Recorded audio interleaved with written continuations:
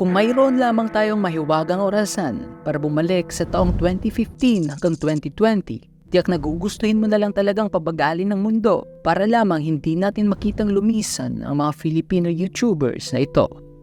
Si Emma Nimedes ay sumikat sa taong 2017 dahil sa kanyang mga nakakaaliw na mga skits and vlogs. At mas lalo pa siyang sumikat nung ginawa niya ng mga parody videos ang mga sikat na mga K-dramas na kung saan nagresulta ng pagbansag sa kanya ng sarili niyang mga fans bilang pambansang OPA. Sa taong 2020, napagpasyahan ni Emma na tahakin ang landas ng paggawa ng musika.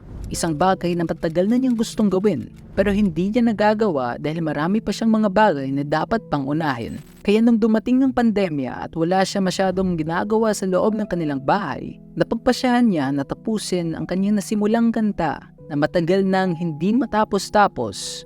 Ang pamagat ay teka lang. Sa loob ng mahigit 10 taon, napalago ni Emma Nimedes ang kanyang YouTube channel mula sa 0 hanggang sa 2 million subscribers. Pero just when he was getting all the recognition he deserves, mayroong dumating na pangyayari na bumago sa kanyang buhay.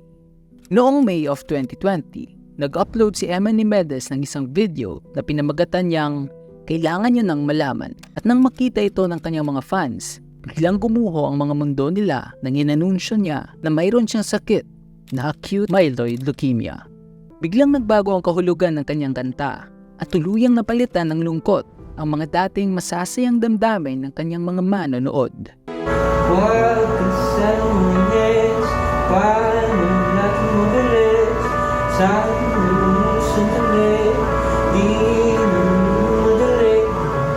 Nakalipas lamang ilang mga linggo ay nag-upload na naman ito ng update sa kanyang YouTube channel stating na siguro ang hiling ko lang ngayon masamaan nyo ako kung itong pagdadaanan natin na ito na yung sinasabi ko sa inyo na lubak, pero ayun, bit-bit ko nga lahat ng mga pinagsasabi nyo sa akin, kaya feeling ko talaga ito na yun, the best, kaya malakas-lakas ang loob ko ngayon, which led to people supporting his journey, either praying for him or starting a charity livestream para makalikom ng mga funds para sa kanyang pagpapagamot. At makalipas ang isa na namang linggo, ay nag-upload na naman ito ng video na kung saan pinagpatuloy niya na ang kanyang chemotherapy at tuluyan na siyang nagpakalbo. Sabi ni Daddy Lou, hindi rin daw siya papayag. Hindi papayag. So, ito mga bok. Yeah! Pakita yung likod. You know, mas kalbo pa kayo sa kanya eh. I cried when Daddy Louie showed his hair, the love of a father indeed. At hindi lamang ang tatay niya ang nagpakita ng buong suporta sa kanyang paglaban, kundi kasali na din ang mga taong tinuring niya na pangalawang pamilya, ang Team Payaman. Maraming salamat ng sobra. Tsaka, syempre, sa Team Payaman, maraming salamat sa inyo. Ito nga yung balita, no? Balita ko, well, hindi naman balita ko dahil may mga nakita na akong mga spoiler. Nakita ko lang na medyo kalbo na rin sila lahat. So, ayun. Maraming salamat sa inyo. Pero just when things are starting to get better para kay Eman, sa kasamaang palad, ay dumating ang araw na hindi na niya nakayanang lumaban at noon lamang August 16, 2020, pumanaw na si Eman Nimedes. Ngunit kahit na ganun ang nangyari kay Eman, kahit papaano, binigyan pa siya ng ating Panginoon ng mahabang panahon para magkaroon ng oras sa kanyang pamilya. Na kung saan naman sana din ay nangyari kay Lloyd Cafe Cadena. Si Lloyd Cafe Cadena ay isang YouTuber na sumikat dahil sa kanyang mga nakakaaliw na mga videos. Nakuha niya ang kanyang first 100,000 subscribers noong taong 2013 at iilang mga awards dahil sa kanyang mga videos kaya ng GlobeTat Award, Best Comedy on YouTube Award at ang YouTube Personality Award noong taong 2017. Sa mga sumusunod na mga taon, na-maintain ni Lloyd Cadena ang kanyang kasikatan, helping people in need, at ang pagpapalaro sa loob ng kanilang barangay. At nang dahil din sa kasikatang ito, nabigyan niya ng magandang buhay ang kanyang pamilya at paunti-unti na niyang napapagawa ang kanilang bahay. Welcome to our laundry area! Ang ganda, merong hagdanan papuntang langit. Pag umakyat ka papuntang langit, pag bababa mo na, diretso ka ng impyerno mo. Ngunit nung dumating ng panahon na paunti-unti nang natutupad ang lahat ng mga pinapangarap ni Lloyd, isang malaking bahay, sasakyan, at isang kompletong pamilya, dito naman dumating ang isang pangyayari na hindi nila inaasahan. Noong September 4, 2020, ilang linggo lamang bago ang kanyang 27th birthday, ay bigla na lamang nag-post ang kanyang pamilya sa kanyang Facebook page, stating na It is with a heavy heart and great sadness that we announce the untimely demise of our beloved brother, Lloyd Cafe Cadena. Wala na si Lloyd.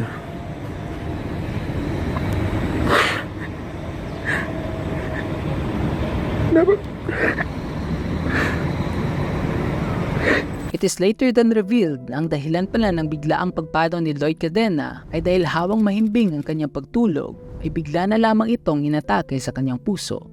Maraming mga taong nabigla sa pangyayaring ito dahil ilang buwan lamang nakaraan ay malusog na malusog pa si Lloyd and even helping a lot of people habang patuloy na nagaganap ang pandemya.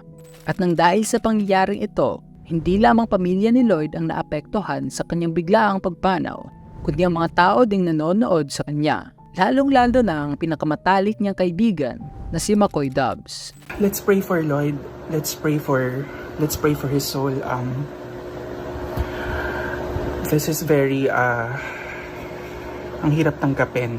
Napakabuting kaibigan ni Lloyd sa amin. Deserve niya lahat ng success na nare-receive niya dahil napakabuting niyang tao. For now, let's pray for his soul, and sa mga may iwan ni Lloyd, ipagdasal natin siya. Kaya nang dahil sa biglaang pagkawala ni Lloyd, maraming mga taong nasaktan dahil ang isang vlogger na tinuring na din nila na parang pamilya na bigla na lamang nawala. At nagdarasal sila na sana man lang ay nabigyan pa ito ng iilang mga araw para magkaroon pa ito ng panahon para sa kanyang pamilya. Gaya na lamang kay Emily Medes at kay Jam Sebastian. Si Jam Sebastian na isa sa mga Filipino YouTubers na pinakaunang sumikat sa loob ng YouTube. Kasama ang kanyang girlfriend na si Mitch Ligayu, sinakop nila ang buong YouTube Philippines sa taong 2011 with their romantic short films at ang pagiging sweet nila sa isa't isa. Ito din ang nagbigay ng daan para mahumaling ang maraming mga Pilipinong nanonood sa kanila.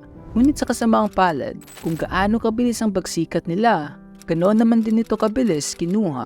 Dahil makalipas lamang ang 3 taon, mayroong masamang pangyayari na biglang dumating sa kanilang buhay. Noong January of 2014, na-diagnose si Jam Sebastian ng stage 4 lung cancer. Medyo parang mahirap kasi mag-sink in. Totoo ba to? Ganon. 5 days kasi bago namin malaman. Ni-scan muna ako, CT scan. So 5 days yung result nun. Bago pa malaman yung result, sinearch ko siya sa internet kung anong klaseng yung ginawa sa akin CT scan, tsaka kung ano yung bukol. Lumabas talaga puro cancer yung images. So medyo parang alam ko na may cancer ako. Sa sobrang sikat ng Jamich dati, ang pangyayaring ito ang nagresulta sa biglaang pagyanig ng buong internet at naging balita ang kaganapang ito sa halos bawat news outlet sa loob ng Pilipinas. Naka-life support na ang YouTube sensation at cancer patient na si Jam Sebastian. At sa kasamaang palad, makalipas ang 1 taon matapos ma-diagnose si Jam Sebastian ng stage 4 lung cancer. Noong March 4, 2015, ay pumanaw na si Jam Sebastian. Pumanaw na ang YouTube sensation na si Jam Sebastian kaninang umaga dahil sa lung cancer. Puno naman ng pasasalamat ang pamilya ni Jam sa lahat ng nagdasal at nakiramay sa kanila. Ngunit kahit nawala na sila dito sa mundong ito, mananatili pa rin sila sa loob ng ating mga damdamin bilang isang alaala sa mga araw na minsan nila tayong pinapasaya.